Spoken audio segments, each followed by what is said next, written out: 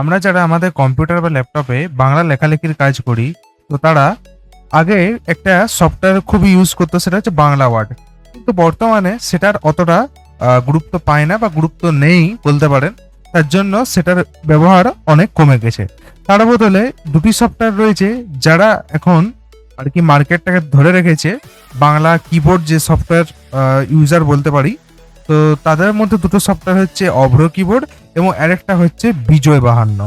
ঠিক আছে, তো আজকে আমরা দেখে নেব যে অভ্র কিবোর্ড সফটওয়্যারটি আপনারা কিভাবে খুবই সহজে আপনার কম্পিউটার বা ল্যাপটপে উইন্ডোজ 10, 7, 11, 8 যে কোনো ভার্সন হোক না কেন উইন্ডোজে, সেখানে কিভাবে ইনস্টল করবেন।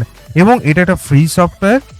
বিজয়তে আমাদেরকে পে করতে হয় বা থার্ড পার্টি ওয়ে ইউজ করতে হয়, but Avro keyboard totally free software এবং আমি পার্সোনালি এটা অনেক দিন ইউজ করছি। তাই আমিও রেকমেন্ড করব এই সফটওয়্যারটি ইউজ করার, এবং খুবই লাইট ওয়েট সফটওয়্যার এবং ইউজার ফ্রেন্ডলি সফটওয়্যার। তো এটা অনেকেই ইউজ করে এবং পার্সোনালি আমি ইউজ করি। তাই ভাবলাম আজকে যারা অভ্র কিবোর্ড ইউজ করে তারা যদি কম্পিউটারে নতুন করে ইনস্টল করতে যায় বা কোনো কারণে কম্পিউটার থেকে আনইনস্টল হয়ে গেছে, নতুন করে ইনস্টল করতে যায়, তাহলে কোনো টিউটোরিয়াল না দেখে ডাইরেক্ট আমার ভিডিওটা একবার দেখে নিলে সমস্ত যে সমস্যা এবং ডাউটস যেগুলো সমস্ত কিন্তু ক্লিয়ার হয়ে যাবে। তো তাই আমি ভিডিওটা বানাচ্ছি। ভিডিওটি একবার যদি দেখে নেন, অভ্র কিবোর্ড কিভাবে ইনস্টল করতে হয় সেটা আশা করি আপনারা ভালোভাবে বুঝতে পারেন। এবং যদি এক্সট্রা আরো কিছু জানার থাকে অভ্র কিবোর্ড নিয়ে, তাহলে একবার আমাকে অবশ্যই কমেন্ট করবেন। আমি চেষ্টা করব যথাসম্ভব যত জলদি আর কি কমেন্টের উত্তর দেওয়ার। তো অনেক কথা বলে নিলাম, এবারে শুরু করি আজকের ভিডিওটা। তো প্রত্যেকবারের মতো যে কোনো সফটওয়্যার ডাউনলোড করার জন্য আমাদেরকে প্রয়োজন হবে একটা ব্রাউজার। যে কোনো ব্রাউজার ইউজ করতে পারেন। আমি প্রত্যেকবারের মতো আমাদের যে ক্রোম ব্রাউজার সেটা ইউজ করব, এবং তারপরে গুগল ক্রোম ব্রাউজারে লিখবো অভ্র কিবোর্ড ডাউনলোড। এটা কিন্তু লিখতে হবে। আমার এটা অলরেডি লেখা আছে, তার যাতে আমাদের সময়টা ওয়েস্ট না হয় ফালতু লিখে, তার জন্য আমি এটা আগেই লিখে সার্চ করে দিয়েছি। এবারে দেখুন এখানে অনেকগুলো তো লিঙ্ক আসছে, এবারে কোনটা অ্যাকচুয়াল লিঙ্ক বা কোনটা ক্লিক করলে কোনো প্রবলেম হবে না বা অ্যাকচুয়াল ভাবে ডাউনলোড করা যাবে। তো দেখুন এখানে যেগুলো অনেকগুলো লিঙ্ক দিতে পারছি, যেমন একটা অমিক্রন ল্যাবের, সফটনিকে, তারপরে file hippo, up to down, তারপরে অ্যাপনে অনেকগুলো লিঙ্ক পাবেন। তো এমন নয় যে আমি প্রথমে যখন সার্চ করবেন তখন এই লিঙ্কগুলো আসবে, হয়তো অন্য কিছু লিঙ্ক আসতে পারে। তো যাই আসুক না কেন, যেটা অফিসিয়াল ওয়েবসাইট অমিক্রন ল্যাব, এটাই হচ্ছে মেন অভ্র কিবোর্ডের ওয়েবসাইট। এখানে কিন্তু কোনো প্রবলেম হবে না, ডাইরেক্ট এখান থেকে ডাউনলোড করা যাবে। এটাতে একবার ক্লিক করবেন। অমিক্রন যে ল্যাব এইখান থেকে কিন্তু ডাউনলোড করতে হবে, অন্য কোথা থেকে ডাউনলোড করবেন না। হয়ে যাবে বা কিন্তু পরে প্রবলেম আসবে। তার জন্য যখন ব্র্যান্ড অফিসিয়াল ওয়েবসাইট দিয়ে রেখেছে, তো আমরা কেন ইউজ করবো না? তাহলে অমিক্রন ল্যাব যেটা হচ্ছে অভ্র কিবোর্ডের অফিসিয়াল ওয়েবসাইট, এখানে অনেকদিন ধরে এটা সফটওয়্যারটা আপলোড করা রয়েছে। তাই আমি বলবো যে অমিক্রন ল্যাব যেটা, সেটার থেকে কিন্তু আপনারা ইনস্টল করবেন বা ডাউনলোড করবেন। আগে ডাউনলোড করবেন তারপরে ইনস্টল করবেন, ঠিক আছে? তো আমি এটা প্রথমে ডাউনলোড করবো। ডাউনলোড করার জন্য ডাউনলোড অভ্র কিবোর্ড এখানে ক্লিক দেবো।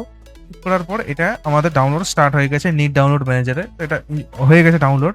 এটা বেশি নয়, অনলি 6.6 এমবির সফটওয়্যার। আমি প্রথমে বলেছি এটা লাইট ওয়েট সফটওয়্যার, বেশি হেভি নয়। তাই যে কোনো লো এন্ড কম্পিউটারে কিন্তু ইজিলি রান হয়ে যাবে। এবারে আমরা কি করবো, সফটওয়্যারটা ডাউনলোড হয়ে গেলে এবারে এটাকে আমরা ওপেন করব। ওপেন করার পর এরকম ইন্টারফেস আসবে ইয়েস আর নো এর অ্যাডমিনিস্ট্রেটর অ্যাকাউন্টের। তো আমরা এখানে ইউজার যে অ্যাকাউন্ট কন্ট্রোল, সেখানে আমরা ইয়েস করে দেবো। ইয়েস করার পর এখানে দেখতে পাচ্ছেন সেটআপটা স্টার্ট হয়ে গেছে। এরপর আমরা কি করব, এখানে এটাকে আমরা ক্লোজ করে দিতে পারি, কারণ এটা হয়ে গেছে আমাদের ডাউনলোড করে। এরপর ইনস্টলের প্রসেস শুরু হচ্ছে। তো ইনস্টলের প্রসেস শুরু করার পর এখানে কিছু ওয়েলকাম টু অভ্র কিবোর্ড সেটা উইজার্ড। এবারে আমরা কি করবো, এখানে নেক্সট করে দেবো।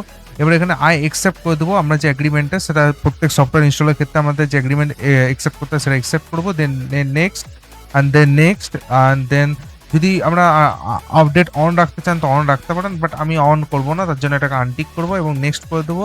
এবং এটার লোকেশন সিলেক্ট করার কোনো অপশন নেই, এটা বাই ডিফল্ট সি এর প্রোগ্রাম ফাইলস x86 এর অভ্র কিবোর্ড ফোল্ডারে কিন্তু এই সফটওয়্যারটা ইনস্টল হবে। এটা বাই ডিফল্ট সেট করা থাকে। তো ঠিক আছে, এটা এমনিতে খুব লাইট ওয়েট সফটওয়্যার এবং সি ড্রাইভে আমার অনেকটা জায়গা আছে, এর জন্য আমি এখানে রাখবো। এবারে ইনস্টল করে দেবো। ইনস্টল হওয়ার পর এটাই দেখতে পাচ্ছি স্টার্ট হয়ে গেছে ইনস্টল হওয়া। বেশিক্ষণ লাগবে না, খুবই ছোট সফটওয়্যার। এই যে আমাদের ইনস্টল হয়েও গেল। এবার আমরা কি করবো, এখান থেকে ফিনিশ করে দেবো। তো দেখতে পাচ্ছি এখানে অভ্র কিবোর্ডের লোগোটা চলে এসেছে। এবার আমরা ডবল ক্লিক করবো। ডবল ক্লিক করার পর এইরকম আমাদের সফটওয়্যার স্টার্ট হয়ে গেল। এবার আমরা কি করবো, এখানে দুটো সেটিং করতে হবে। এখানে আমরা সেটিং এ ক্লিক করবো। তারপরে সেটিং এ ক্লিক করার পর ওখানে চলে আসবো অপশন। অপশনে আসার পর এখানে যে দুটো প্রথমে অপশন দেখতে পাচ্ছেন জেনারেলের মধ্যে স্টার্ট আপ অপশন, স্টার্ট অবরো কিবোর্ড উইথ উইন্ডোজ এটাকে আনটিক করবো এবং show splash screen at startup এই দুটো আনটিক করে দেবো। এই দুটো কাজ কি, এই দুটো কাজ হচ্ছে প্রথমে যে অপশনটা সেটা হচ্ছে উইন্ডোজের সাথে সাথে যেন এটা স্টার্ট না হয়ে যায়, কারণ সবসময় আমাদের বাংলা লেখার প্রয়োজন হয় না। যাতে এবার প্রয়োজন হয় সবসময় বাংলায় লিখতে হয়, তাহলে এটা অন রাখতে পারেন, কোনো অসুবিধা নেই, যাতে কম্পিউটার স্টার্ট হওয়ার সঙ্গে সঙ্গে অবরো কিবোর্ডটা স্টার্ট হয়ে যায়। বাট আমি বলবো এটা বন্ধ রাখতে, তাহলে ফোন মানে যে সফটওয়্যারটা সেটা খুব স্পিডে লোড হবে যখন নতুন ফ্রেশলি ওপেন করবেন। এছাড়াও কম্পিউটারটার যে ওএসটা সেটাও কিন্তু খুব জলদি বুট হবে। আননেসেসারি যদি স্টার্ট আপে রাখেন তাহলে কিন্তু কম্পিউটারটা বুট হতে স্লো হবে এবং টাইমটা লাগবে। তাই বলবো এটাকে আপনি অফ রাখবেন। যদি দরকার হয় আপনারা এখান থেকে ডাইরেক্টলি সফটওয়্যারটা ডবল ক্লিক করেও কিন্তু ওপেন করতে পারেন, ঠিক আছে। তার জন্য আমি অফ করলাম এবং show splash screen at startup, এই স্টার্টআপের সময় যে দেখতে পেলেন যে একটা লেখা এলো অভ্র ভাষা থেকে উন্মুক্ত, এই যে লেখাটা এটা যেন না আসে, এটা দরকারও নেই কোনো আসা। তো আমি দুটো বন্ধ করলাম, অ্যাপ্লাই করলাম এবং ওকে করলাম। তাহলে এ হচ্ছে আমাদের সফটওয়্যার এখানে চলে এসছে। এটা এখন বাই ডিফল্ট ইংলিশে আছে। তো আমি সাপোজ আমি নোটপ্যাডটা ওপেন করছি, নোটপ্যাডে ওপেন করলাম, ইংলিশে আছে। তো ইংলিশে আমি লিখছি, যেমন আমি লিখলাম হ্যালো, একটু বড় করি, মাই নেম ইজ ইন্দ্রজিৎ, ঠিক আছে লিখলাম। এবার এটাকে যদি বাংলায় লিখতে চাই তাহলে বাংলায় লেখার জন্য কি করবো, কিবোর্ড থেকে যে F12 বাটন সেটা একবার প্রেস করবো, তাহলে এটা অটোমেটিক বাংলায় চলে আসবে। এবার লিখছি দেখুন হ্যালো। এটা এখন ফন্টে প্রবলেম হচ্ছে, বাট এটা যখন আমরা মাইক্রোসফট ওয়ার্ডে লিখবেন তখন কিন্তু প্রবলেম হবে না। আমি লিখিয়ে দেখিয়ে দিচ্ছি একবার।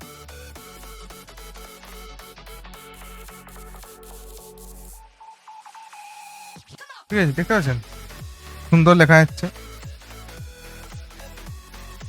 আমার এখানে প্রপারলি লেখা যাচ্ছে আমি যেটা লিখলাম বাংলাতে।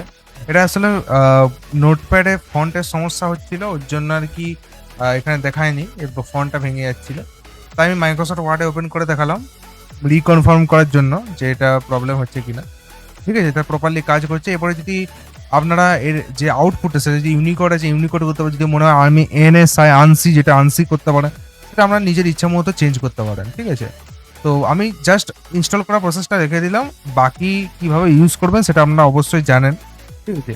তো ঠিক আছে বন্ধুরা, আজকে পর্যন্ত এতদিন থাকলো, জাস্ট একটা ছোট্ট টিউটোরিয়াল ছিল কিভাবে অবরো কিবোর্ড সফটওয়্যারটা ইনস্টল করতে হয়। আশা করি ভিডিওটা ভালো লেগেছে। যদি ভিডিওটা ভালো লেগে থাকে অবশ্যই একটা লাইক দিবে, চ্যানেল নতুন হয়ে থাকলে অবশ্যই চ্যানেলটিকে সাবস্ক্রাইব করে দেবে। কেউ যদি অবরো কিবোর্ড সফটওয়্যার ইনস্টল করতে সমস্যা হচ্ছে তাহলে ভিডিওটা তাকে শেয়ার করো, যাতে সে দেখেও ইজিলি অবরো কিবোর্ড সফটওয়্যারটা safely virus free easily install করতে পারে। তো ঠিক আছে বন্ধুরা, আজকে পর্যন্ত এতদিন থাকলো, দেখা হচ্ছে পরবর্তী ভিডিওতে।